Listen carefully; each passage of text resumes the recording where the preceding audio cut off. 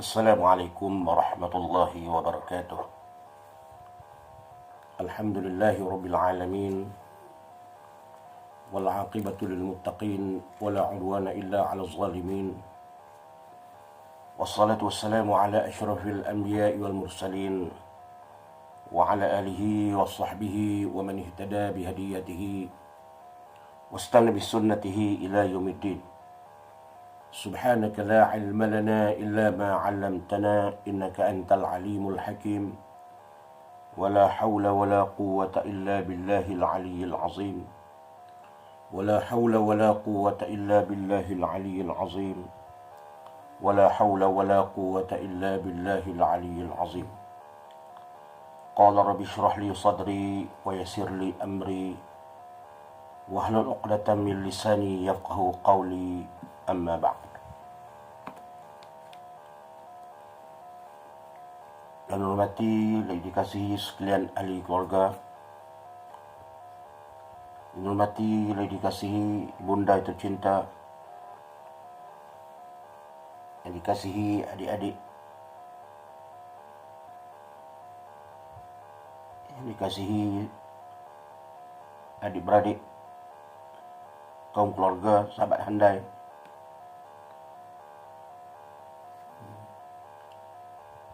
Khususnya muslimin muslimat yang sudi mendengar mau'izah yang cuba saya sampaikan sekadar kemampuan dengan kefakiran ilmu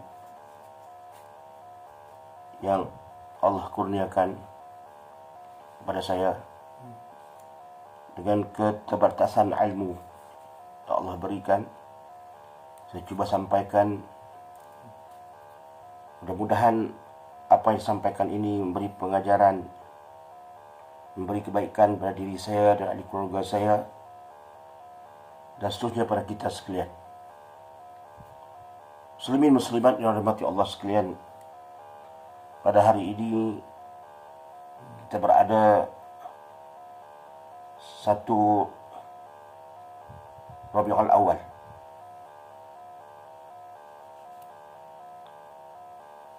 Bersamaan dengan 8 hari bulan Oktober. Bulan ini, Rabiul Awal ini, mempunyai sejarah yang amat penting diingati oleh seluruh umat Islam. Itulah bulan kelahiran Rasulullah sallallahu alaihi wasallam. Bulan kelahiran Nabi kita yang mulia, yang kita cinta. Bulan kelahiran Nabi akhir zaman, penutup segala Nabi, Nabi yang membawa rahmat kepada seluruh alam, seperti yang difirmankan oleh Allah Subhanahu wa taala, wa ma arsalna ka illa rahmatan lil alamin. Tidak aku utuskan engkau wahai Muhammad, dan tidaklah aku diutuskan engkau wahai Muhammad kecuali untuk menjadi rahmat bagi sekalian alam. Dan menjadi rahmat bagi seluruh alam yang Allah ciptakan ini. Dan menjadi rahmat bagi manusia dan juga selain daripada manusia, termasuk gunung ganang, pokok kayu dan sebagainya. Ini yang dikatakan rahmat bagi seluruh alam. Dan kelahiran Rasulullah sallallahu alaihi wasallam ini juga sebagai tanda kita berada di akhir zaman. Karena selepas kelahiran Rasulullah sallallahu alaihi wasallam, selepas Nabi dilantik menjadi Rasul, tidak ada lagi Nabi selepasnya. Tidak ada lagi Nabi selepasnya. Dia pengakhir Nabi. Yang ada selepas ini adalah kiamat.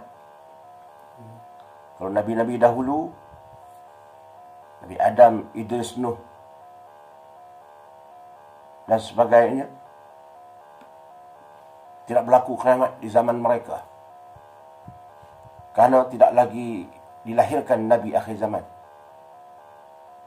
Karena kiamat itu berlaku selepas lahirnya Nabi Muhammad sallallahu alaihi wasallam. Jadi selepas ini kita tidak lagi menunggu nabi-nabi yang lain, tidak ada lagi nabi. Tidak perlu lagi di kalangan manusia, di kalangan makhluk yang ada di atas dunia ini menunggu rasul utusan yang lain. Seperti ajaran-ajaran setengah pahaman-pahaman, setengah kadang-kadang ajaran-ajaran sesat. Kononnya dialah dilantik menjadi utusan Allah, menjadi nabi atau menjadi utusan Allah. Tak jadi nabi pun dia sebagai utusan Allah. Tidak ada lagi nabi kecuali kiamat. Yang ada selepas ini, kelahiran Nabi Muhammad SAW ini adalah kedatangan Nabi Isa alaihissalam. Kalau mengikut hadis, Nabi Isa datang diturunkan ketika mana kiamat hampir berlaku, itu tanda kiamat besar. Ketika mana Dajjal datang membawa kerosakan ke atas muka bumi ini, menghasut manusia supaya mengikutnya, dan ramai yang pengikutnya, di mana dia menjanjikan syurga kepada orang yang mengikutnya, dan dia memberi seksa ibarat neraka bagi orang yang tak mengikutnya, dan ramai orang yang mengikutnya diberi kesenangan pada Dajjal itu. Maka pada ketika itu turunlah Nabi Isa alaihissalam. Karena Nabi Isa ini tidak mati, muslimat rahmati Allah sekalian. Tidak seperti fahaman-fahaman setengah agama dikatakan Nabi Isa itu disalib dan sebagainya. Bagi Islam, kita ajar umat Islam, dia tidak mati, dan disebut dalam Al-Quran Karim, wa ma qataluhu yaqina. Mereka membunuh itu dengan tidak ada, dan mereka tidak membunuh itu dengan penuh keyakinan. Mereka sendiri pun tidak, maknanya dengan maksud mereka sendiri pun tidak apa yakin di atas apa yang berlaku, tapi atas ketaksuban mereka. Akhirnya masih lagi mempercayai bahawa Nabi Isa alaihissalam telah disalib, mati. Bagi Islam, Nabi Isa diangkat oleh Allah Subhanahu wa taala. Disebut dalam Al-Quran, beliau rujuk dalam Al-Quran, wa ma qataluhu yaqina.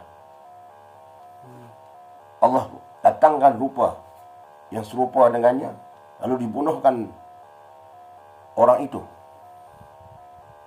Kumpulan yang melakukan kejahatan dalam kumpulan itu, Allah serupakan rupa dengan Nabi Isa, lalu mereka membunuhnya.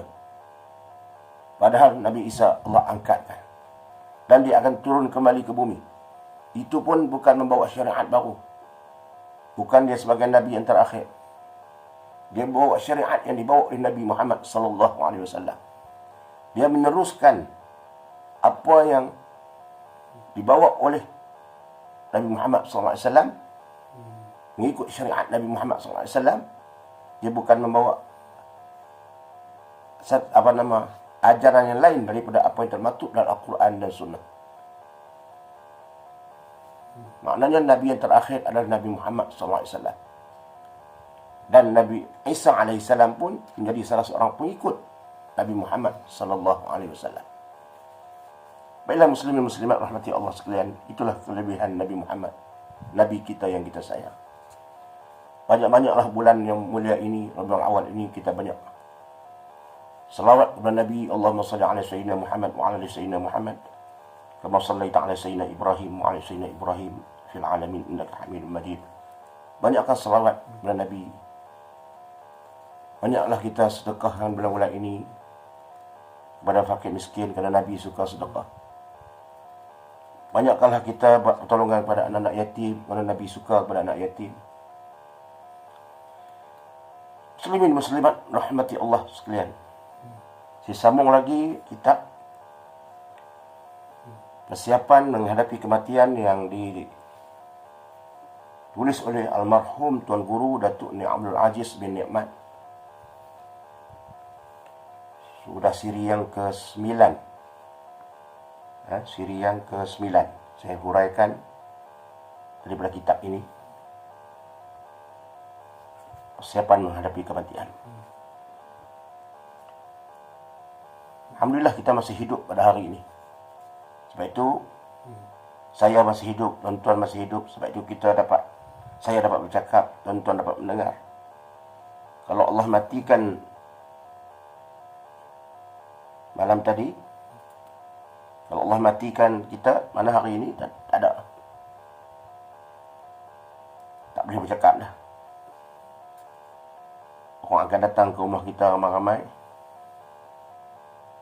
ziarah dan menguruskan jenazah kita. Allah berikan kita kehidupan lagi pada kita pada hari ini, dan juga ahli keluarga kita sekalian masih lagi Allah kurniakan kehidupan. Bersyukur kepada Allah. Alhamdulillahillazi ahyana ba'da ma amatana wa ilaihin nusyur. Terima kasih ya Allah. Muslimin muslimat rahmati Allah sekalian. Hari ini saya sambung tentang kematian mengakhiri segala-galanya. Kematian itu dia akan mengakhiri segala-galanya. Segala apa yang kita lakukan, segala apa yang kita lakukan, kemahuan kita selama ini, cita-cita kita selama ini di dunia, sudah habis, sudah tamat. Apabila roh telah keluar dari badan kita, maka segala cita-cita kita, segala angan-angan kita, segala apa yang kita nak lakukan, sudah tamat. Selain dari menaruh harapan bahawa kita mendapat kedudukan yang baik di sisi Allah Subhanahu wa taala. Itu saja harapan kita. Harapan dunia tak ada. Saya kata aku nak beli tanah lagi ke, ataupun nak bekerja lagi ke, tak ada. Sesungguhnya harapan yang terakhir itu hanyalah mengharapkan bantuan daripada orang yang masih hidup. Itu saja yang kita harapkan. Yang beri sedekah kepada kita dengan membaca, dengan mendoakan kita dengan berbagai cara lah, sama ada baca Yasin ataupun baca Al-Fatihah, atau mendoakan kita dengan apa-apa kalimah sekalipun, baik dalam bahasa Melayu pun, bahasa Arab lah, baik apa bahasa pun, mendoakan. Tak semestinya berdoa itu pergi ke kubur kita, tidak. Mendoakan selepas sembahyang atau di mana-mana saja kita berada. Itulah yang kita harapkan. Muslimin muslimat rahmati Allah sekalian.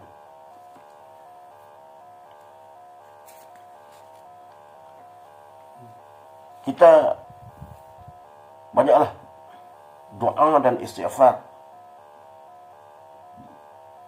setiap masa. Doa ni mudah, istighfar ni mudah. Astaghfirullahalazim allazi la ilaha illa huwal hayyul qayyum wa atubu ilaih. Minta ampun kepada Allah. Sehari kita boleh buat 70 kali, 100 kali, lebih pun boleh. Nabi baca 70 kali sehari. Ada yang kata ada riwayat kata 100 kali. Minta ampun kepada Allah, padahal dia maksum. Kita yang tidak maksum ini, kita yang penuh dengan amalan-amalan yang kadang-kadang terbalik, yang kadang-kadang bercampur dengan dosa pahala, bercampur aduk antara dosa dan pahala. Lebih-lebih lagi lah kita banyak istighfar, minta ampun pada Allah Subhanahu wa ta'ala. Nabi yang tidak ada dosa pun dia istighfar 70 ataupun 100 kali. Maka kita lebih lagi lah istighfar kepada Allah, berdoa kepada Allah Subhanahu wa ta'ala dengan apa saja doa. Dan sebaik doa itulah doa yang warid, yang diambil daripada Nabi-Nabi itu lebih baik. Yang adalah Al-Quran, adalah hadis. Dan boleh juga kita ambil doa daripada ulama-ulama. Dan boleh juga kita doa sendiri untuk kebaik apa yang baik. Kalau kita tak dapat membaca doa yang ada dalam Al-Quran, adalah hadis, diajar oleh Nabi, diberitahu oleh Allah SWT dalam Al-Quran, boleh kita doakan sendiri apa yang terbuku di hati kita dengan bahasa kita. Boleh, tak salah. Asalkan doa itu untuk kebaikan. Rabbi ighfirli wa liwalidayya warhamhuma kama rabbayana shaghira. Itu doa yang ada dalam Al-Quran. Rabbana la tuzigh qulubana ba'da idh hadaitana wa hab lana min ladunka rahmah innaka antal wahhab. Itu semua ada dalam Al-Quran. Rabbana atina fid dunya hasanah wa fil akhirati hasanah wa qina azaban nar. Itu ada dalam Al-Quran. Allahumma inni a'udzu bika minal hammi wal hazan wa a'udzu bika minal ajzi wal kasal. Itu adalah hadis. Banyak. Semua doa-doa itu boleh kita bacakan. Doa dan istighfar boleh baca di mana-mana sahaja dan bila-bila masa. Tidak semestinya hanya dilakukan ketika kita lalu di tepi kuburan keluarga kita atau sahabat kita dan atau nenek kita atau siapa saja. Kita boleh baca di rumah, baca di mana-mana saja. Tidak seperti setengah anggapan orang, nak berdoa ini mesti kita buat kenduri dulu, buat kenduri tahlil dulu, buat kenduri arwah dulu, baru kita berdoa. Tidak, tak semestinya begitu. Itu masalah satu, tapi tak semestinya begitu. Tak semestinya menunggu hari kenduri. Setiap masa, setiap hari boleh. Berdoalah serta beristighfar sebanyak-banyak sebagaimana doa yang lazim diucapkan, seperti doa yang sering dibaca oleh Nabi SAW. Tentang doa Nabi, Rabbi ighfirli wa liwalidayya warhamhuma kama rabbayana shaghira wa li jami'il muslimin wal muslimat wal mu'minat bi rahmatika ya arhamar rahimin. Itu antara doa Nabi. Kita pun selalu bacalah Rabbi ighfirli ini. Dari sekolah lagi diajar oleh ustazah. Sebelum muslimat rahmati Allah sekalian, ada satu hikayat yang mengisahkan seorang perempuan tua yang telah berjumpa dengan Hasan Al-Basri rahimahullah alaih. Ada satu hikayat, ada satu kisah. Kisah ini kisah yang lama. Hikayat ini kisah yang lama. Dia dalam bentuk hikayat dari satu generasi kepada satu generasi. Kisah yang lama. Dia datang dari mulut ke mulut sampai kepada kita dalam bentuk hikayat. Seperti mana hikayat hang tua kalau kita dalam bangsa kita ini, bahasa Melayu ini, hikayat hang tua dan hikayat Mali Deman dan sebagainya. Itu kita hanya hikayat, kita terima daripada satu generasi kepada satu generasi. Kita tidak berada dalam suasana mereka. Dan benda itu dalam bentuk mulut ke mulut. Ada satu hikayat yang mengisahkan seorang perempuan tua telah berjumpa dengan Syekh Hasan Al-Basri rahimahullah alaih. Hikayat ini kadang-kadang ada kebetulan, kadang-kadang dia sebagai satu bentuk penceritaan yang menjadi diambil pengajaran. Dia tidak berlaku tapi nak mengambil pengajaran pada setengah hikayat. Setengah hikayat itu betul-betul berlaku. Tapi nak kata kuat seperti hadis, kuat seperti Al-Quran beritahu, dalilnya, hujahnya kuat seperti pada hadis, tak sampai taraf tu. Hikayat ni dia menceritakan dari mulut ke mulut. Tapi dia bukan betul-betul bentuk pelipu lara, tidak. Dia hikayat ni kuat lagi daripada pelipu lara itu. Hikayat ini dia kadang-kadang dia ada kekuatan dia ada dalil dia, tapi tak kuat lah. Tapi ada juga sedikit dalil walaupun dhaif. Pelipu lara ni hanya untuk sonok-sonok bercerita. Entah betul, entah tidak. Tapi hikayat ini dia ada pengajaran. Hanya orang yang hidup masa itu saja yang boleh tahu kebenaran itu. Tapi dibawa oleh generasi satu generasi, dari mulut ke mulut. Ada satu hikayat mengisahkan seorang perempuan tua yang telah berjumpa dengan Syekh Hasan Al-Basri rahimahullah alaih, rahmatullahu alaih. Perempuan tua itu mengadu kepada Syekh Hasan Al-Basri rahmatullahi alaih bahawa anak perempuan kesayangannya telah meninggal dunia. Seorang perempuan tua berjumpa dengan Syekh Hasan Al-Basri, seorang yang alim. Anak perempuannya meninggal. Dan perempuan itu amat merindui anaknya yang meninggal itu. Lalu dia berharap agar Syekh Hasan Al-Basri dapat mengajarnya. Lalu dia mengharap dia berjumpa pada Syekh Hasan Al-Basri, dapat mengajarnya satu amalan salawat dan juga sembahyang.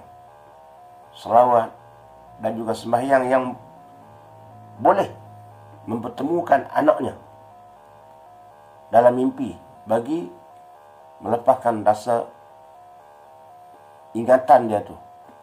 Dia sayang ke anak dia teringin nak jumpa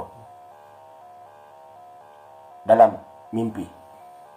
Minta kepada Syekh Hasan Basri doa, salawat dan juga sembahyang supaya dia dapat bertemu dengan anak yang dalam mimpi.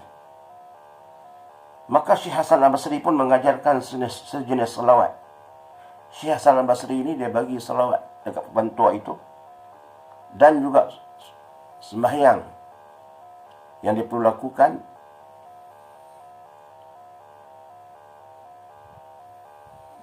yang mana jika diamalkan salawat dan sembahyang itu dengan berkat salawat dan dengan berkat salawat dan sembahyang sunat itu, insya-Allah Allah akan makbulkan permintaannya. InsyaAllah akan diperkenankan oleh Allah akan maksud perempuan tadi. Syekh Hasan Basri pun bagi, tapi dengan izin Allah.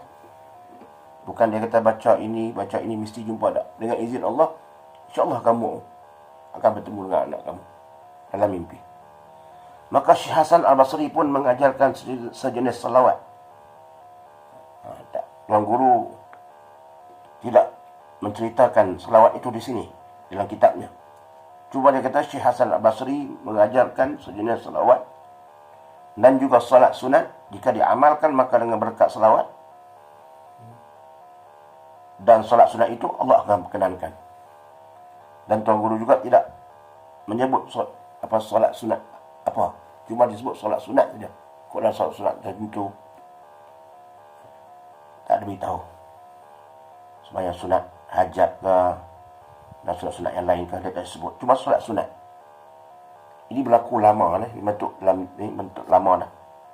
Kisah yang lama, hikayat. Apabila diamalkan apa yang diajar oleh Syekh Hasan Al-Basri, perempuan itu balik, dia pun mengamalkan apa yang diajarkan oleh Syekh Hasan Al-Basri.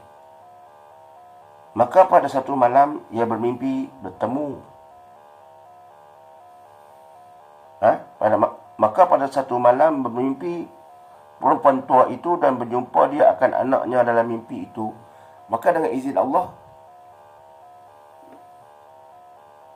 dia lakukan amalan yang diajar oleh Syekh Hasan Al-Basri rahimahullah. Maka satu malam dia bermimpi berjumpa dengan anaknya yang telah meninggal itu. Tetapi pada keesokan harinya perempuan tua itu bergegas menemui Syekh Hasan Al-Basri dengan tangisan dan titisan air mata, mengadukan hal anaknya yang telah dilihat dalam mimpinya. Selepas dia bermimpi bertemu dengan anaknya dalam mimpi dan tidurnya itu,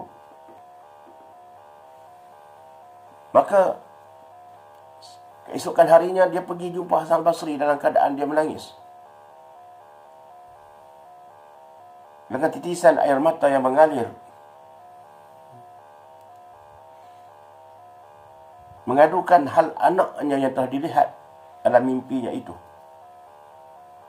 Perempuan itu menceritakan perihal anaknya yang dilihatnya dalam mimpi itu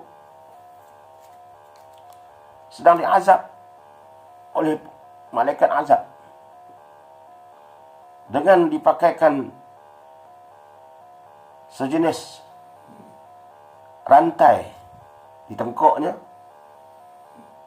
terbelenggu dengan rantai besi yang besar, sementara kakinya telah dipasung. Dia melihat anaknya dalam mimpi itu. Dipakaikan rantai di lehernya, dirantaikan lehernya, dipasung kakinya.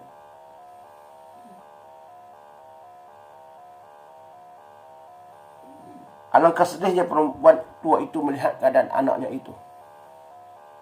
Dia melihat dalam mimpi itu, dia sedih melihat anak yang dia sayang, melihat keadaan anaknya itu diazab. Dia menceritakan kepada Hasan Al-Basri. Maka Syekh Hasan Al-Basri pun bila mendengar perempuan tua itu menceritakan hal yang demikian, dia pun terus mengikut. Dia pun rasa sedih sama. Seperti mana kesedihan yang dilalui oleh perempuan tua itu, dia pun ikut rasa sedih apabila diceritakan masalah itu. Syekh Hasan Al-Basri seorang ulama, yang wara', yang lembut hati dia. Selang beberapa hari selepas itu, Syekh Hasan Al-Basri pula bermimpi bertemu dengan seorang anak gadis penghuni syurga. Selang tak beberapa hari selepas perempuan itu cerita, selepas perempuan tua itu cerita, dia pun dengan takdir Allah bermimpi bertemu dengan seorang anak gadis penghuni syurga. Lalu penghuni syurga itu bertanya kepada Syekh Hasan Al-Basri. Penghuni syurga itu dalam mimpi, dalam mimpi. Lalu penghuni syurga itu bertanya kepada Syekh Al-Basri, adakah Tuan mengenali saya? Adakah Tuan mengenali saya? Saya ialah anak pada perempuan tua yang minta Tuan ajarkan salawat dan salat sembahyang. Saya adalah anak perempuan tua yang minta Tuan ajarkan salawat dan sembahyang supaya ia dapat berjumpa saya dalam mimpinya. Saya adalah anak kepada perempuan tua, yang perempuan tua itu minta kepada Tuan salawat dan sembahyang yang dia dapat bertemu dengan saya dalam mimpinya. Syekh Hasan Basri berasa heran, karena menurut cerita ibunya bahawa anak gadis dia itu, yang dia sayang itu, dilihat disiksa di dalam kubur. Tetapi Syekh Hasan Basri melihat pula gadis itu sedang bersenang lenang dalam syurga.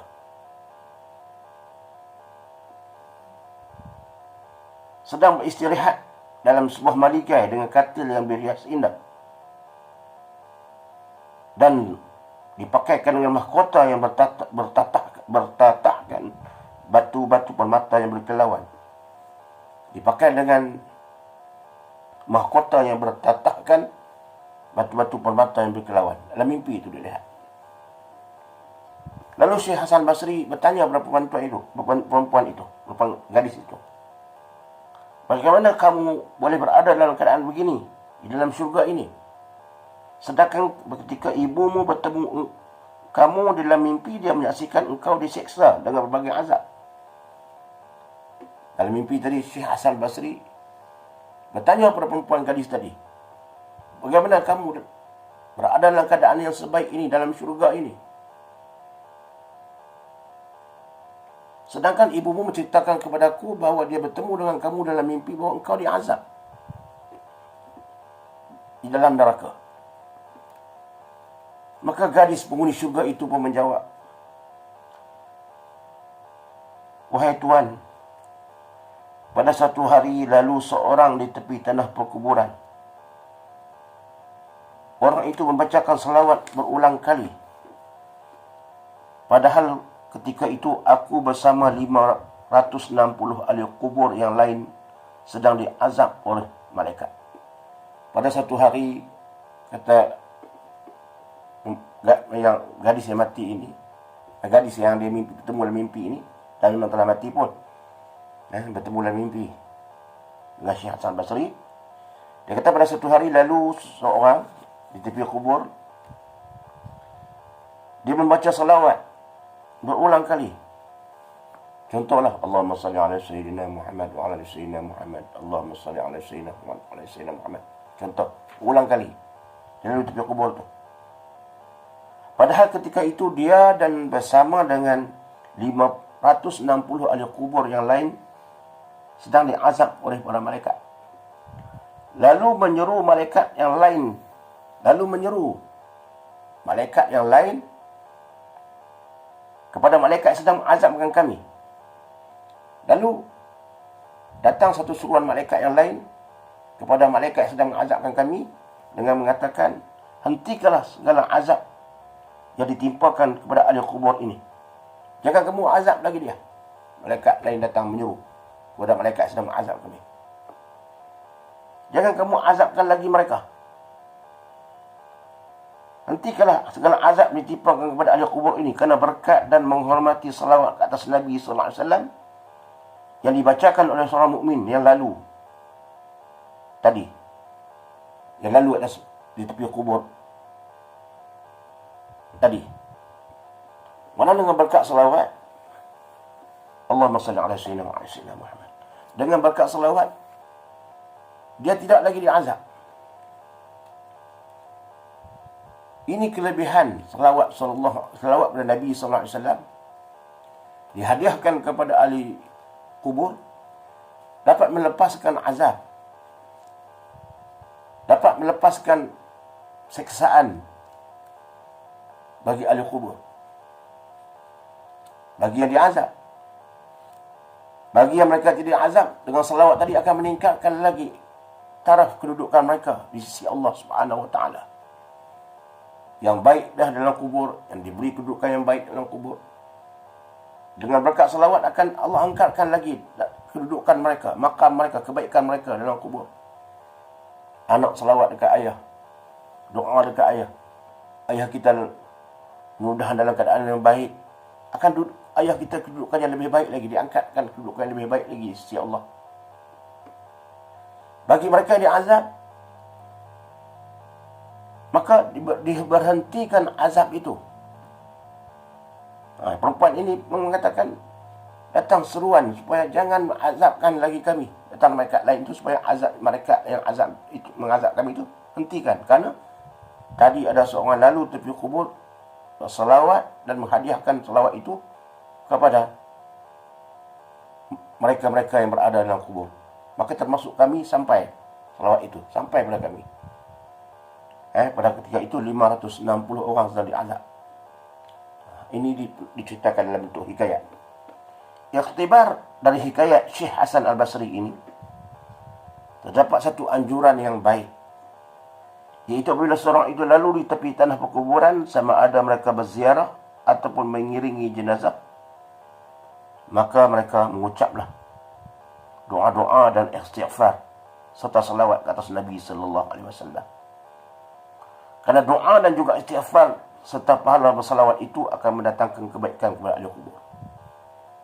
Maka banyakkanlah kita istighfar, kita berdoa, kita minta ampun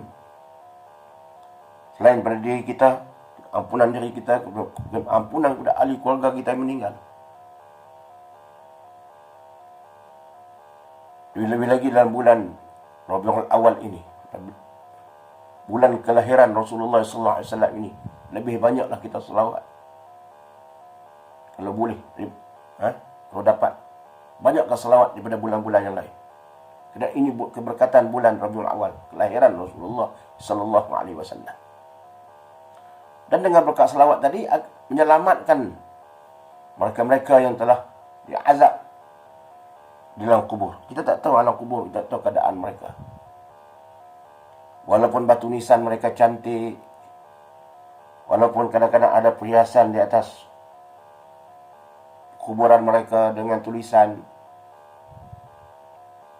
Al-Quran, tapi itu hanya di atas kubur. Yang penting di dalam kubur, kita hendak selamatkan mereka yang berada dalam kubur. Bukan kita nak perhiaskan perkara-perkara yang di atas kubur itu. Sebab itu Nabi SAW dia tak bagi hias-hias lebih-lebih di atas kubur ni. Cukup kita buat batu nisan. Dia tak bagi kita buat dalam bentuk bentuk macam bangunan, macam ni lah. Kita buat, nak sebut macam mana, kita batu bata, kita himpun, kita kumpul buat batu macam bangunan kecil tu lah, macam binaan, bentuk macam binaan di atas kubur. Nabi tak bagi. Cukup dengan batu nisan sebagai tanda bahawa itulah kubur keluarga kita. Tidak perlu kita hiaskan cantik-cantik batu ma'mar kan contohnya. Kerana itu tidak membantu. Tidak membantu mereka yang berada dalam kubur. Yang penting, walaupun batu nisan mereka batu nisan yang lama sekalipun, batu nisan yang murah sekalipun, yang penting amalan mereka dalam kubur tu. Itu yang penting, hak dalam kubur tu, amalan dalam kubur tu. Allah pandang hak dalam kubur, amalan dalam kubur tu. Amalan mereka yang mati dalam kubur tu, bukan Allah pandang batu nisan mahal tak mahal. Tak salah nak buh batu nisan yang elok. Bagai ayah kita tinggal duit, keluarga kita tinggal duit, dan kita sendiri nak bakti pada ayah kita, carilah batu nisan yang elok. Tak salah. Tapi Allah tak pandang yang itu. Lebih-lebih lagi kita buat binaan itu kadang-kadang memakan ruang yang besar. Hingga melanggar sempadan kuburan orang lain. Kadang-kadang dia tak melanggar sempadan kubur orang lain pun, kadang-kadang dia memakan ruang tanah itu. Tanah itu tanah wakaf. Bukan tanah kita, tanah kubur ni tanah wakaf. Tanah hak orang ramai. Mungkin dengan satu kubur yang kita buat binaan itu boleh tanam 2 orang. Tapi dengan sebab kita buat binaan yang seperti itu, kita buat hak sempadan pula.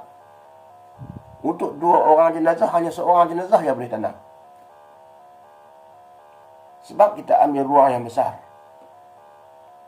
Padahal itu tanah itu bukan tanah milik kita, tanah wakaf. Tanah wakaf kita tak boleh buat pandai-pandai.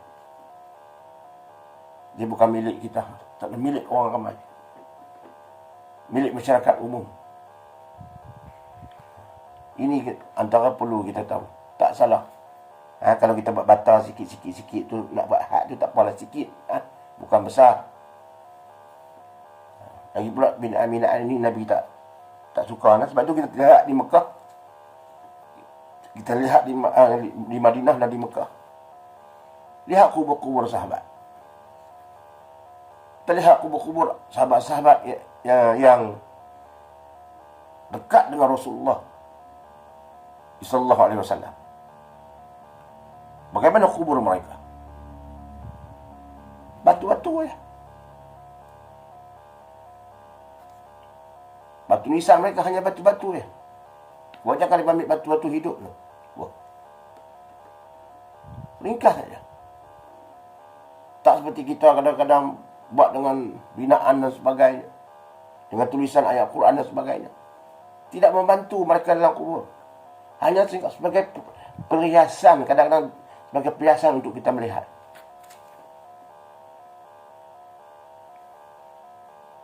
Saya tengok kubur Harundin yang mati di Amerika. Gambar dia lah. Ringkas saya pun. Nama. Seperti amalan dia yang dibawa oleh Tuan Guru Harundin tadi. Itu ya Allah itu.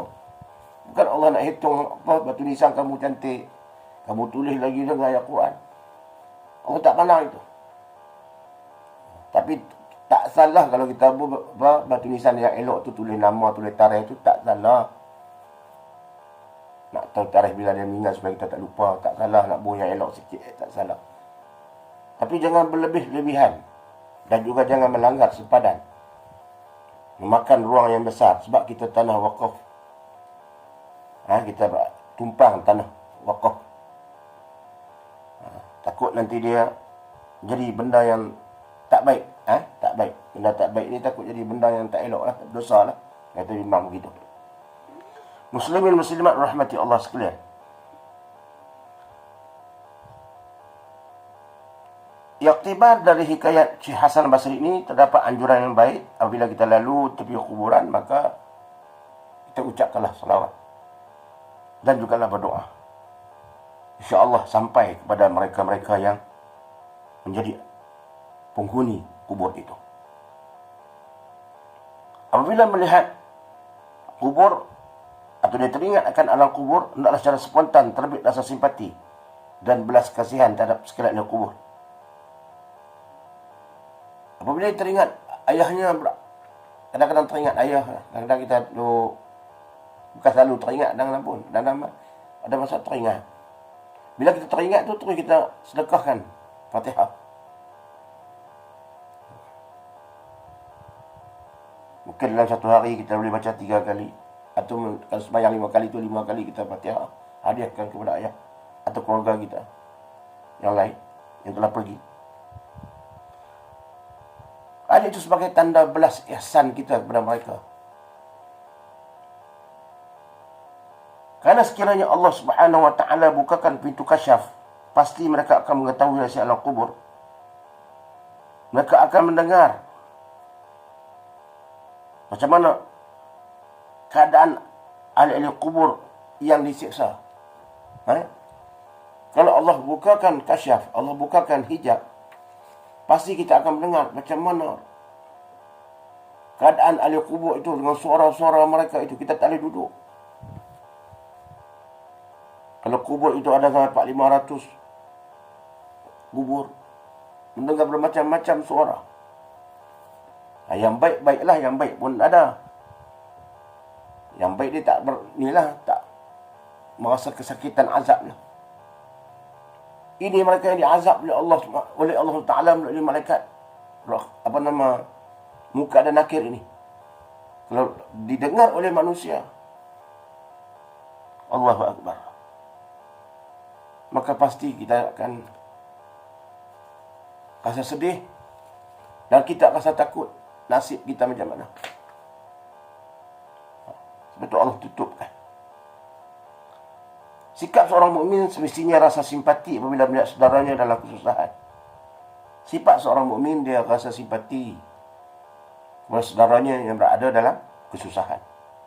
Bayangkan pula bagaimana kita sendiri nanti jadi penghuni kubur dalam keadaan kita miskin amal bekalan akhirat. Bayangkan diri kita tu, kita duduk tempat mereka. Kita duduk tempat mereka, maknanya kita mati dalam keadaan kita miskin amal kita kurang. Sehingga menghadapi kesukaran di dalam kubur. Kita menghadapi kesukaran dalam kubur. Apabila kita melihat, apabila ada orang lalu di tepi kubur, secara spontan, kita akan merayu bantuan mereka. Apabila ada ahli kubur, ada orang yang hidup atas dunia lalu, kita akan secara spontan minta mereka mendoakan kita. Tapi mereka tak mendengar suara kita. Dia lalu saja. Kau ada selawat, nak doa pada kita ataupun pada semua ahli kubur yang ada di situ. Tak dia lalu saja, lalu kosong. Apa yang akan berlaku pada kita? Apa perasaan kita? pedulikan kita, tak pedulikan ahli kubur, maka ketika itu akan kecewanya kita, akan rasa kecewanya hati kita. Orang lalu lalang di tepi kubur kita, tak berhenti-henti. Tapi tidak mendoakan kita. Tentu kita rasa sedih dan kecewa. Kita merayu, meminta mereka membantu kita, tapi mereka tak mendengar. Memang tak mendengar. Kecuali bagi orang yang membaca hadis-hadis Rasulullah SAW, membaca Al-Quran, dia akan faham keadaan. Bagaimana keadaan penghuni kubur. Dia sentiasa meminta bantuan kepada mereka yang hidup. Maka marilah kita, jika kita dah amalkan, alhamdulillah. Maka jika kita belum amalkan amalan ini, sama-samalah kita amalkan. Sedekahlah kepada ahli keluarga kita dan kepada sekalian ahli kubur, termasuk atuk nenek kita yang telah lama. Sama ada atuk nenek kita itu kita pernah jumpa atau tak jumpa. Sedekahlah. Kita daripada zuriat mereka. Wa ta'awanu 'alal birri wa taqwa. Allah sebut tolong-menolong kamu. Bantu-bantulah kamu dalam kebajikan dan takwa. Sama-sama manusia, kehidupan sama-sama yang hidup, kita bantu-bantu di atas mengerjakan kebajikan dan takwa. Al-bir, kebajikan dan takwa. Sama hidup kita bantu. Tolong-menolong, bantu-membantu. Bagi yang hidup pun kita bantu-membantu. Kita bantu. Kita bantu mereka dengan apa? Kita bantu mereka dengan doa. Karena Allah menganjurkan kita bantu pada orang yang memerlukan bantuan. Kerana apabila seorang itu membantu saudaranya yang sedang di dalam kesusahan, insya-Allah Allah akan melepaskan. Maka insya-Allah akan melepaskan kesusahan yang dihadapi di akhirat kelak. Apabila seorang itu membantu saudaranya yang sedang dalam kesusahan, maka insya-Allah dengan izin Allah akan dilepaskan kesusahan yang dihadapi mereka yang berada dalam kubur. Jika kamu membantu menegakkan syariat Allah Ta'ala, nescaya Allah Ta'ala akan menolong kamu. Tuan Guru Tuan Abdul Aziz mengatakan bahawa jika kita menolong hamba Allah, maka insya-Allah dengan izin Allah, Allah akan membantu kita di akhirat kelak. Dan akan dapat melepaskan dengan bantuan kita itu akan dapat melepaskan kesengsaraan mereka yang dalam kubur. Dan jika kita menolong agama Allah di atas dunia ini, pasti Allah menolong kita. In tansurullaha yansurkum wa yusabbit aqdamakum. Allah sebut dalam Quran, jika kamu menolong agama Allah, maka Allah akan pasti menolong kamu. Jika kamu membantu agama Allah di atas dunia ini, maka pasti Allah akan membantu kamu dan akan menetapkan pendirian kamu. Pendirian kamu, istiqamah kamu. Allah akan tetapkan pendirian kamu. Allah akan menetapkan akidah kamu. Jika kita membantu agama Allah. Membantu agama Allah ini makna kita menegakkan syariatnya, menyeru yang baik, mencegah yang mungkar. Itu menolong agama Allah. Mempertinggikan hukum-hukum Allah Subhanahu wa ta'ala. Menjalankan tugas-tugas yang diamanahkan oleh Nabi kepada kita. Kuntum khairu ummatin ukhrijat linnas ta'muruna bil ma'ruf wa tanhauna 'anil munkar. Kamu adalah sebaik-baik umat, kata Allah. Kita ini adalah sebaik-baik umat. Umat Muhammad adalah sebaik-baik umat. Sebab apa? Kuntum khairu ummatin ukhrijat, karena kamu dapat mengeluarkan manusia daripada ta'muruna bil ma'ruf, dapat mengeluarkan manusia dengan kamu menyuruh manusia melakukan amal baik. dan mencegah yang mungkar, wa tanhauna 'anil munkar. Wa tu'minuna billah, dan kamu mereka beriman kepada Allah. Itu kebaikan umat Muhammad sallallahu alaihi wasallam. Muslimin muslimat yang dirahmati Allah sekalian. Satu dari amalan yang dituntut oleh sunnah, apabila seorang yang menziarahi orang yang sedang nazak, yakni hampir mati, maka disunatkan dibacakan surah Yasin di sisinya. Ini juga satu amalan yang sunnah, amalan yang dituntut oleh Nabi sallallahu alaihi wasallam. Apabila kita menziarahi mereka yang sedang nazak, hampir mati, maka disunatkan dibacakan surah Yasin di sisinya. Dengan pembacaan surah Yasin ini akan memberi satu rahmat dan keberkatan. Kita pergi ziarah mereka yang nazak, kita bacakan Yasin pada mereka. Dia akan memberi keberkatan kepada mereka yang sedang nazak itu. Keberkatannya bagaimana? Kalau Allah nak berikan dia kesembuhan, Allah akan berikan dia kesembuhan. Dan jika sekiranya Allah nak ambil nyawanya, Allah ambil nyawanya dalam keadaan kebaikan, husnul khatimah. Kalau Allah nak izinkan dia hidup lagi dengan berkat bacaan tadi, maka Allah akan beri nyawanya Allah akan beri dia lagi penghidupan.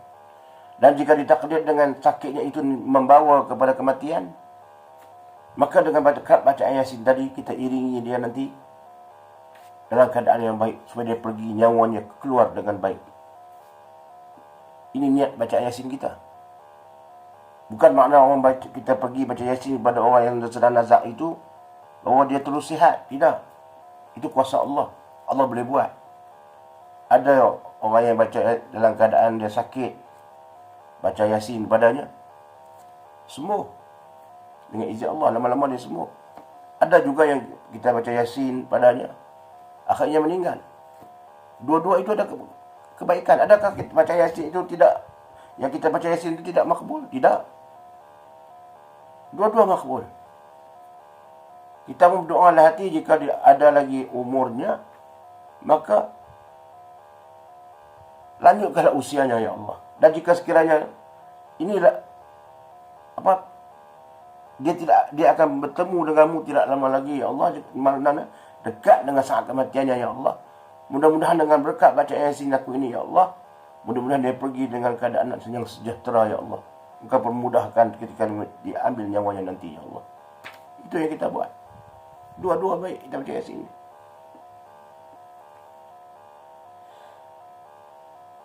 Muslimin muslimat rahmati Allah sekalian. Selain itu, diharapkan mati itu sebagai mati yang dari Allah.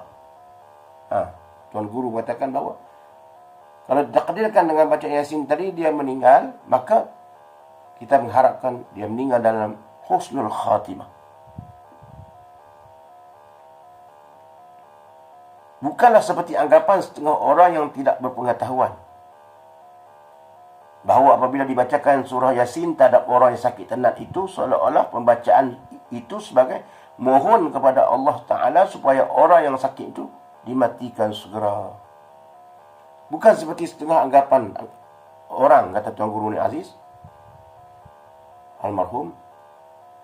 Anggapan setengah masyarakat bahawa bila kita baca Yasin itu seolah-olah nak bagi dia segera mati, orang yang sakit tenat itu, supaya orang itu segera dimatikan dalam bila kita baca itu. Bukan. Salah. Oleh demikian, terdapat orang yang sakit tenat itu tidak reda dibaca surah Yasin. Ada orang yang sakit tenat. Sakit tenat itu mana dia? Sakit dah tenat dah. Dia tak mahu orang baca Yasin dekat dia. Sebab dia anggapan dia bila orang baca Yasin tu mahu nak minta orang nak doa dia bagi dia mati. Seolah begitu. Nak bagi dia mati cepat. Baca Yasin ni makna aku tak lama dah ni. Kalau orang main penuh rumah aku baca Yasin ni, aku mati tak lama dah ni.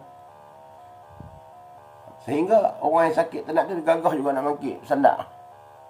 Nak menunjukkan kata dia boleh lagi bergerak. Sambil dia mendengar orang baca Yasin.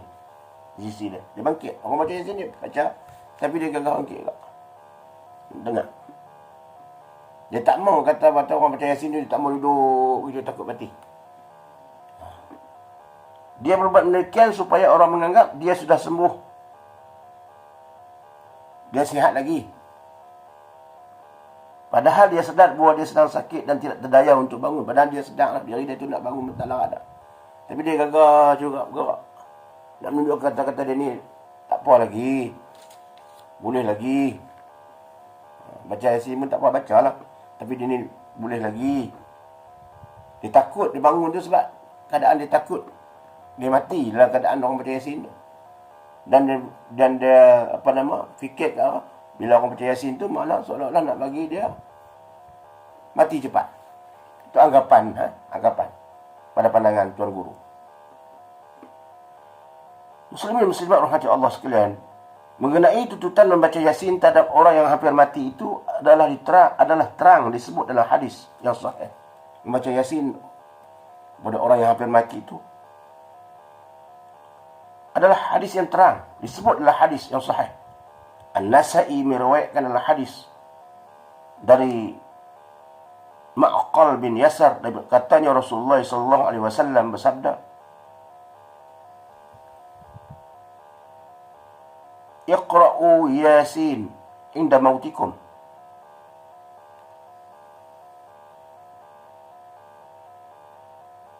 Iqra'u Yasin inda mautikum. Bacalah Yasin di sisi orang yang sudah hampir nak mati di kalangan kamu. Yang tenat, yang uzur, yang tenat, yang kata nazak. Baca Yasin.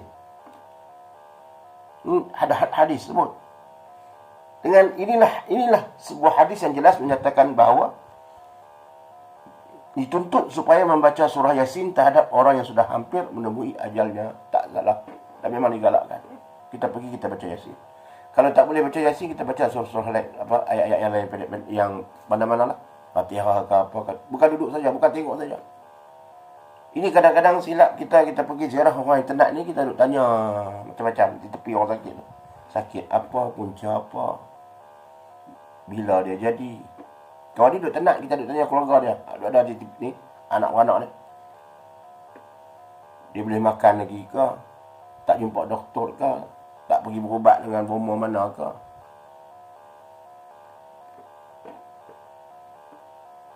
Dia mandi macam mana? Tanya yang tak ada kaitan. Orang tu sedang tenat. Kita duduk sembang tepi dia.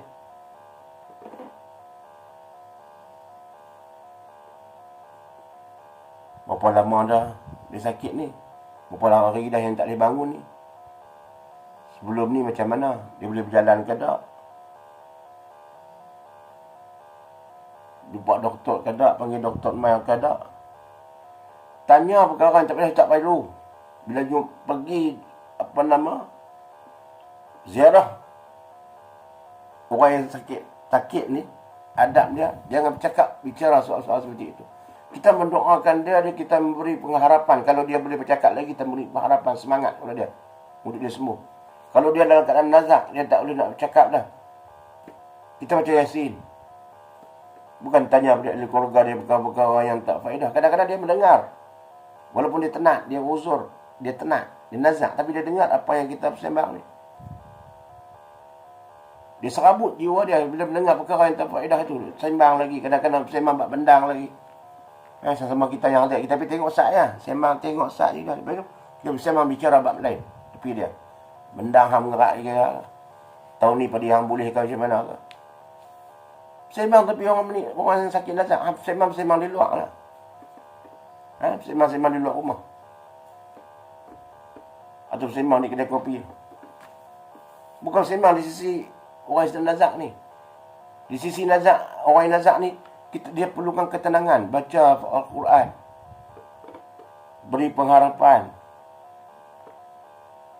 Dan kita minta maaf. Bisik telinga dia. Saya minta maaf jika saya membuat kesalahan pada siapa-siapa nama tu, kan, yang sakit tu selama ini. Walaupun dia tak dapat nak membalas. Kadang-kadang dia cuma angguk. Cukup. minta maaf tu. Kalau kita kenal lagi dia pada buku Quran kita dulu, minta maaf, terima kasih atas ajaran tu lama ini dan saya. Lepas tu habaq nama ataupun saya ni nama ni tu. Ya cukup.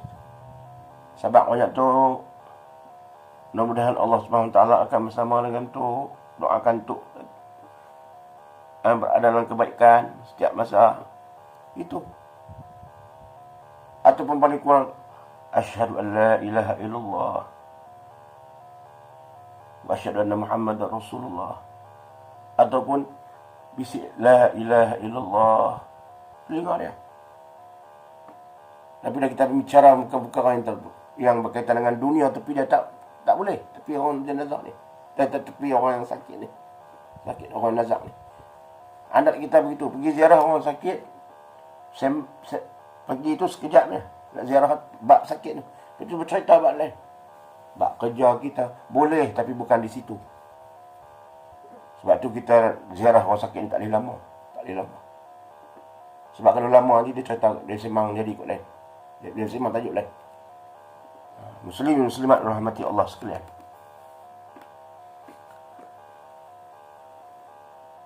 Justru itu mereka menjadikan hadis tersebut sebagai dalil bagi mereka yang menjadikan amalan baca Yasin di atas orang mati.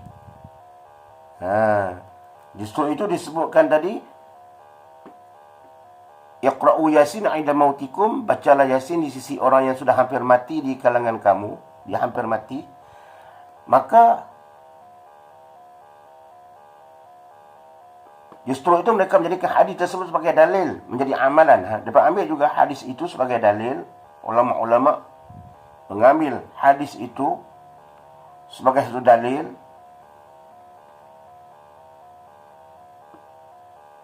boleh membaca Yasin di atas orang mati. Sebab di sisi orang yang hampir mati pun boleh. Dalam keadaan nazak tadi, Nabi kata baca Yasin. Maka orang yang sudah mati pun boleh diambil daripada kias daripada hadis tadi.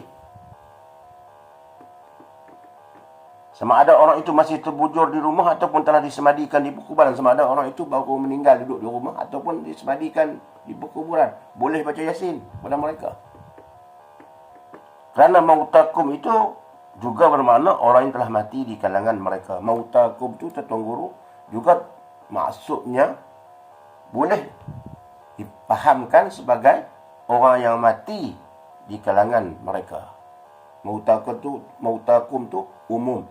Boleh juga kita baca selepas mereka meninggal. Sama ada mereka nazak dan juga dalam keadaan lepas mereka mati. Boleh. Perbincangan bahasa mautakum tu mana ulama dia boleh bahas lagi. Selepas mati pun boleh kita baca. Sama ada di rumah ataupun di kubur. Tak salah. Walau bagaimanapun kebanyakan ulama berpendapat bahawa hadis tersebut khusus kepada orang yang hampir mati. Walaupun begitu, banyak ulama yang berpendapat bahawa hadis baca Yasin ini khusus kepada orang yang hampir mati. Walaupun begitu, kebanyakan ulama ni dia ada pendapat dia ramai, pendapat dia tak ramai. Pendapat yang ramai mengatakan bahawa bukan kata yang tak ramai itu salah dah. Tak salah. Dia pandangan dia begitu. Boleh. Tak salah. Ini pendapat ni ramai melanggar ini, ramai. Tak salah. Yang ramai ni pendapat ni mengatakan khusus untuk orang yang hampir mati itu berdasarkan kajian dilakukan bahawa tidak ada nas yang menunjukkan bahawa Nabi membaca Yasin atau membaca Yasin itu di tanah perkuburan. Tidak ada dalil atau hadis yang nak menunjukkan bahawa tidak ada nas yang menunjukkan bahawa Nabi baca Yasin atas kuburan. Selepas mati. Nabi tak ada hadis yang kata begitu. Padahal ramai di kalangan sahabat Nabi yang disayangi oleh Nabi. Ramai sahabat Nabi yang disayangi oleh Nabi. Bahkan isteri Nabi yang disayangi wafat. Kalaulah membaca Yasin di kuburan itu perkara yang penting, perkara yang mustahak, perkara yang dituntut, maka sudah pasti Nabi akan baca Yasin di atas kuburan isterinya Khadijah. Nabi akan baca Yasin di atas kubur sahabat-sahabatnya. Tidak ada nas yang Tuan Guru kata Nabi baca Yasin di atas kuburan Khadijah dan sahabat-sahabat. Tapi Nabi ziarah, Nabi berdoa atas mereka, Nabi berdoa di kubur itu. Tapi Nabi tak baca Yasin di atas kuburan itu. Nah, itu pandangan sebahagian ulama yang mengatakan bahawa tidak ada nas baca Yasin di atas kubur itu.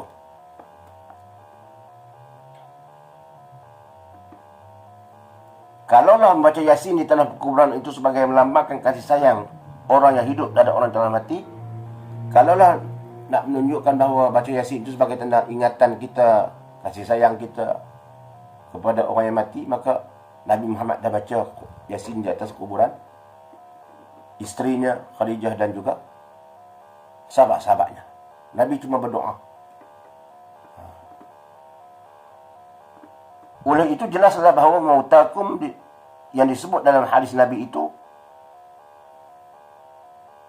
tidak lain ialah orang yang hampir saat kematian. Ini pandangan, berbeza pandangan. Tak salah.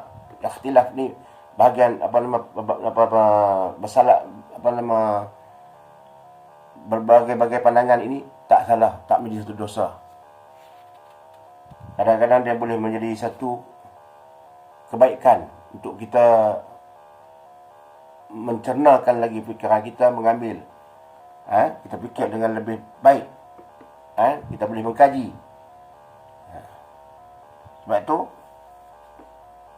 ikhtilaf, berbeza pendapat di kalangan ulama ini bukanlah satu dosa, tidak. Walau bagaimanapun, pada dasarnya membaca Yasin dalam keadaan apapun lebih baik. Tapi baca Yasin di atas kubur adalah menjadi khilaf ulama. Tuan Guru mengatakan akhirnya, walau bagaimana membaca surah Yasin itu dalam keadaan apapun adalah baik. Dengan pandangan Tuan Guru. Dalam apa-apa keadaan membaik, lepas mati ke, sebelum mati ke, baik. Cuma yang menjadi masalah, yang menjadi perbincangan, khilaf ulama. Membaca Yasin atas kubur, boleh ke tak boleh? Khilaf saja, boleh buat. Ini perbezaan ulama ni biasalah. Ulama khilaf ni khilaf afdal atau tak afdal, bukan haram. Bukan kata pakat sampai haram, tak. Baik ataupun tak baik, afdal atau tak afdal, itu saja, bukan kata pakat haram. Dah. Lazimnya beramal di atas perkara khilaf ini lebih terdedah pada salah anggap di kalangan ummah. Sebab itu orang alim ni dia tak buat kadang-kadang. Kalau Nabi buat, pandangan ulama ada setengah pandangan ulama kata, kalau Nabi buat, sahabat-sahabat buat, kalau Nabi melazimi begitu, maka orang yang kebelakangan juga akan ikut. Sebab Nabi pernah buat. Bila Nabi pernah buat, orang belakang akan menjadi kasih sebagai dalil. Kita pernah buat. Nabi buat. Nabi tak buat ini sebab Nabi tak membebankan. Kata ulama, setengah ulama, Nabi tak buat bacaan Yasin itu atas kuburan itu, sahabat-sahabatnya itu, kerana tak membebankan umat-umat dia. Sebab bila dia buat, nanti menjadi satu takut, menjadi suatu benda yang menjadi ikutan pada umat-umat belakang. Seperti mana yang berlaku salat tarawih. Nabi 8 rakaat. Ada mereka kita 21. Jadi ikhtilaf, jadi khilaf ni apa perbalahan juga. 8 ke 21 ke? 20 ke 21 itu termasuk witir. 20 ke 8. Ada yang kata, kena buat 20. Nabi ada yang kata 8. Nabi buat 8 saja. Zaman sahabat baru buat 20. Nabi buat 8 itu, dia buat 8. Di rumah dia buat lagi. Dia balik, dia buat 8, dia bagi salam. Maka selesai dah tarawih. Dia balik rumah, dia buat lagi. Solat-solat tu. Dia sambung lagi. Dia buat di rumah. Dia tak buat di masjid tu. Sekarang ulama mengatakan kenapa Nabi tak buat di masjid bersama sahabat. Dia tak membebankan. Bila dia buat, nanti umat-umat belakang akan ikut buat. Maknanya 8 pun tak apa, 20 pun tak apa. Tak salah, tak jadi perbalahan. Jangan kerana tarawih dia buat 8, kita kata tak ikut tak ikut Islam, tak ikut kaedah Islam. Sedangkan mereka ada hujah mereka. Nabi buat 8. Betul ada lagi yang kata 21. Sahabat-sahabat semua buat 21. Zaman sahabat buat 21. Jadi yang mana nak ikut ni? 8 pun ada hujah. Nabi buat 8 di masjid dan disambung di rumah dia. Dia tak mau membebankan umatnya. Nak buat 8 pun tak apa. Betul nak buat 21 pun tak apa. Nak sambung pun tak apa. Tak salah. Jadi perbalahan dalam masyarakat. Dan kadang-kadang yang seronoknya, yang berbalah itu kadang-kadang dia sendiri pun tak sembahyang 1 rakaat tarawih pun. Tapi dia berbalah 8, 20 sembah. 8, 20. Dia 1 rakaat pun tak buat. Buat 8 pun tak apa. Kalau buat 20 pun tak apa.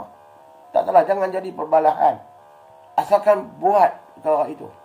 Lakukan perkara itu. Lagi pula amalan itu amalan sunat.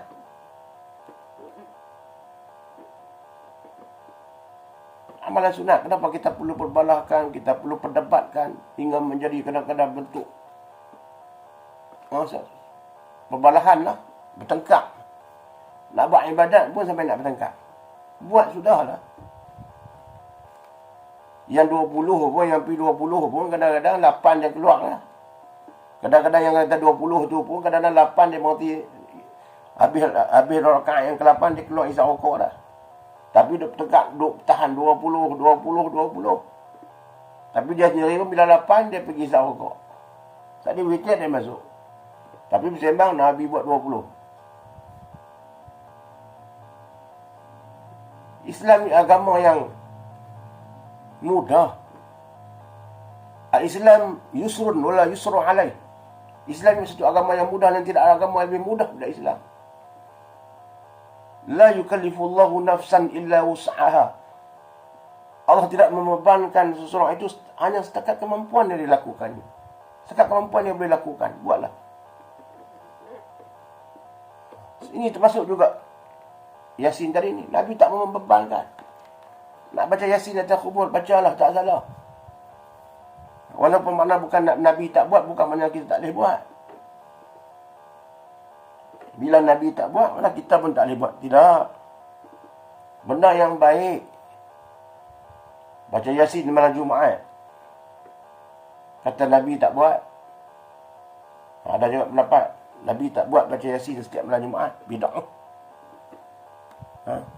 Tambah lagi setengah yang kuat tu dia kata bid'ah. Bila kita melakukan bid'ah ini sesat. Wa kullu dhalalatin finnar. Dan setiap yang sesat itu masuk neraka. Jadi kita baca Yasin malam Jumaat ini sesat dan masuk neraka. Setiap malam Jumaat ini. Adakah kerana baca Yasin ini kita boleh masuk neraka? Ada kata Nabi tak buat. Walaupun Nabi tak buat, tak semestinya yang kita buat ini salah.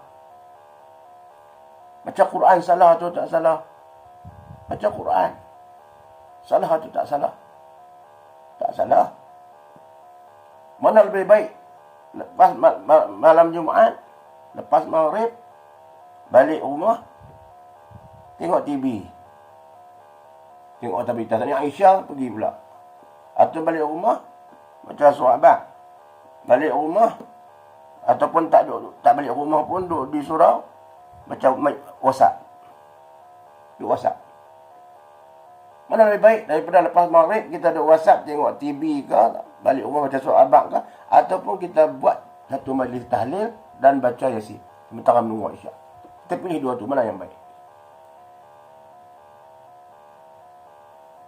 Kita fikir dengan akal, teman. Nabi tak marah. Kalau Nabi hidup pun dia tak marah.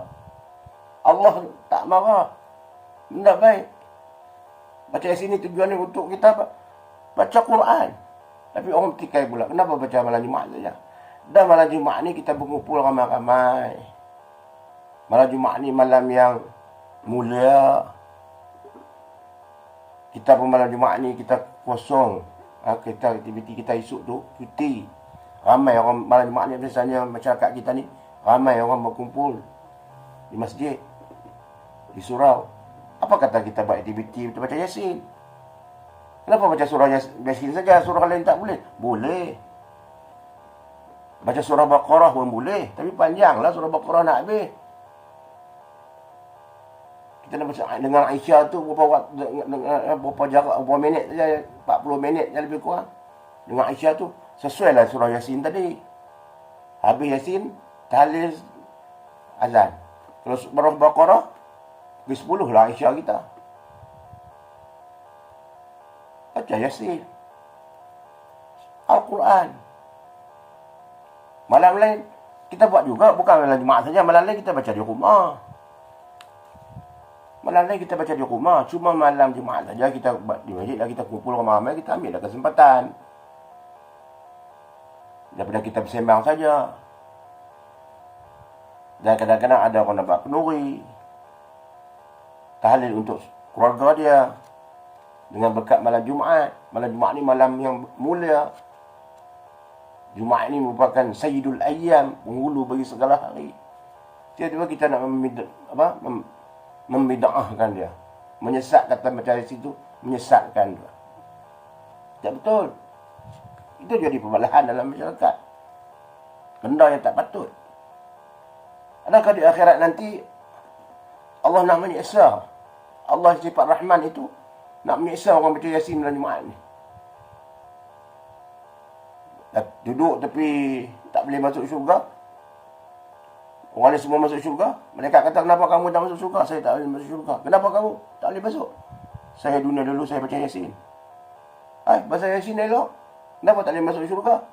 Orang ni semua masuk. Saya tak boleh masuk. Mereka kata baca Yasin tu dosa. Adakah kita boleh fikir dengan logik? Baca Yasin tak boleh masuk syurga. Kalau kita main judi tu patutlah. Kenapa tak boleh masuk syurga? Saya main judi. Patutlah tak masuk syurga main judi. Ni baca Yasin tak boleh masuk. Sebab apa dia kata masuk neraka kerana baca Yasin? Sebab Nabi tak buat. Kita fikir dengan logik. Apakah setiap perkara yang Nabi tak buat itu tak boleh kita lakukan? Baca Quran setiap masa boleh. Baca Quran setiap masa boleh. Bukan malam Jumaat saja. Dan kita pun tak itikadlah hati kita baca Yasin hanya malam Jumaat. Tidak. Setiap masa. Cuma malam Jumaat tu kita ambil kesempatan, ada ramai kita baca Yasin. Nak baca surah Kahfi boleh. Dalam hadis ada. Hari Jumaat ni Nabi galak kita baca surah Kahfi. Surah Kahfi ni dia panjang sikit. Antara Marik dan Aisyah itu dia akan makanlah masa panjang surah tu. Kita boleh baca hari masa lain esok di rumah, balik di rumah kita baca surah Kahfi. Kita ambil surah-surah yang agak sesuai dengan waktu itu. Yasin lah. Dan dari dulu lagi kita, dari belakang tutur kita dulu lagi Yasin. Tutur guru kita, tutur guru pondok baca Yasin. Ada tutur guru pondok kita dulu yang lama-lama dulu salah? Adakah mereka tak mengerti? Adakah mereka itu jahil? Adakah mereka mahu mereka itu sendiri mau masuk neraka? Kita fikir dengan logik. Tutup guru pondok-pondok dulu. Adakah mereka itu jahil? Mereka itu alim. Kenapa mereka baca Yasin malam Jumaat? Adakah mereka tidak tahu? Jadi kita main umat yang ke belakang ini seolah kita lebih pandai daripada mereka. Jangan kita hati-hati dalam perkara ini. Tak mau baca pun tak apa. Nak baca pun tak apa. Tapi jangan duk mengata perkara yang tak baik pada orang yang baca. Nak tak mau baca, balik. Tak salah. Tapi jangan mengatakan perkara-perkara yang bukan-bukan pada orang yang baca. Membawa fitnah. Membawa fitnah kepada orang benda-benda yang baik. Itu juga kita baca Yasin kepada orang yang meninggal. Tak salah. Saya rasa sekadar itulah yang dapat saya sampaikan. Mudah-mudahan Allah Subhanahu Wa Taala memberkati kita dalam perkara yang berkaitan dengan persiapan menghadapi kematian ini. Doa kita panjatkan pada mereka yang telah pergi. Kita baca Yasin di sisi orang yang meninggal, dan baca Yasin kepada mereka yang telah meninggal. Tak salah. Tuan Guru pun, Ni Azim kata tak salah. Boleh buat. Itu cuma berlaku khilaf antara ulama. Bukan khilaf itu nak mengharamkan tak. Yang afdal tak afdal saja. Maka mudah-mudahanlah apa yang disampaikan ini akan memberi pengajaran kepada saya dan juga kepada ahli keluarga saya dan kepada seluruh muslimat. Segala yang baik itu daripada Allah Subhanahu Wa Taala, yang tak baik adalah daripada kelemahan saya sendiri. Saya mohon maaf. Dan jika sekiranya ada kesilapan, ada perkara yang saya lakukan salah, apa yang saya katakan salah, tegurlah saya. Saya insan yang naif, fakir ilmu. Cuma menyampaikan sekadar apa yang ada, apa yang saya tahu dan apa yang saya faham dari kitab almarhum Tuan Guru. Saya ulas daripada kitab Tuan Guru, dan saya juga mengambil daripada pengetahuan yang sedia ada yang saya mampu, yang Allah kurniakan sekadar kemampuan. Mudah-mudahan Allah beri kebaikan kepada kita. Aqulu qawli hadza wa astaghfirullahal azim li wa lakum. Wassalamualaikum warahmatullahi wabarakatuh.